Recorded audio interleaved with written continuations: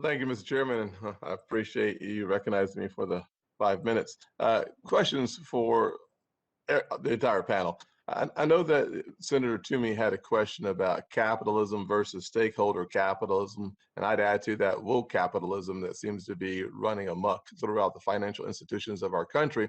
It seems like you all are very comfortable picking winners and losers, specifically those who signed the letter in opposition to Georgia. That would be Bank of America, Citi, Wells Fargo, and Goldman Sachs, picking winners and losers in certain areas, especially in election law. I just want to understand your position on that very important law, because I, as a Southerner and African American who's voted in the South all my life, would hate any form of discrimination, anything that restricts voting rights. What part of the Georgia law restricted voting rights or was discriminatory? Any before they signed the letter?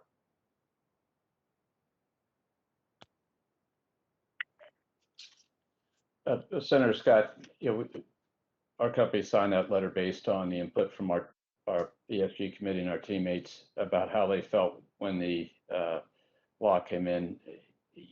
In our view, as a company, we believe that there ought to be a concerted effort to get to status standards that we can all agree to, because all of us, and including what you just said, is the access for people who are eligible to vote is paramount to having a great democracy. So it came out of our teammates, like we make a lot of these decisions, expressing grave concern. And so let me just because I understood what you said, Mr. Monahan, and I appreciate your comments, but my question is, what part of the law was discriminatory? What part of the law restricted? If you're actually increasing the number of days of early voting, if you're actually codifying a law, drop boxes that were not a part of the law, if you are actually making it easier to vote but harder to cheat, what part of that law was discriminatory or restricted access? I've been studying the law, and that's one of the reasons why I asked that question, because from my perspective, and frankly, from the words on the paper, 20-pound paper, maybe not worth much, but those words are very powerful. It did not prevent anyone from voting, and frankly, it made it easier to vote earlier. And I just am dumbfounded by what the answer to the question was. Yes, we support capitalism, but the stakeholder capitalism or the woke capitalism seems to be running amok. And I say that because I can't find anyone who will answer the question specifically, giving me any examples or specific provisions of the law that we don't support. But at the same time, we will discriminate, it seems, against industries that we don't like. And that's where that stakeholder capitalism comes into play, because banks benefit from a number of explicit and implicit government protections and subsidies, all backed by US taxpayers. So if it is legal and constitutionally protected, the Second Amendment, why would you refuse to bank companies that are in the industry?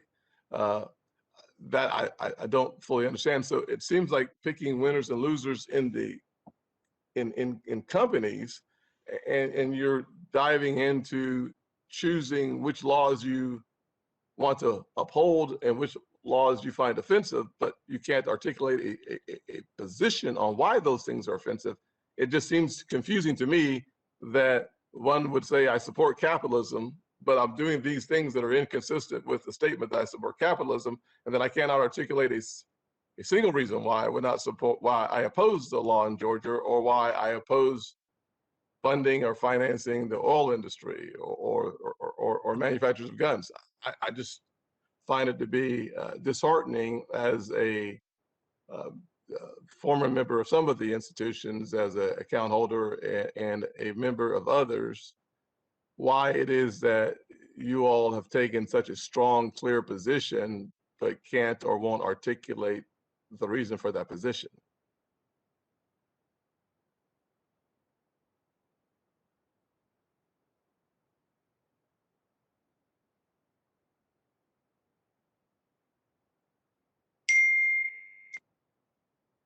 Well, Mr. Chairman, I thank you for the time, and have a good day.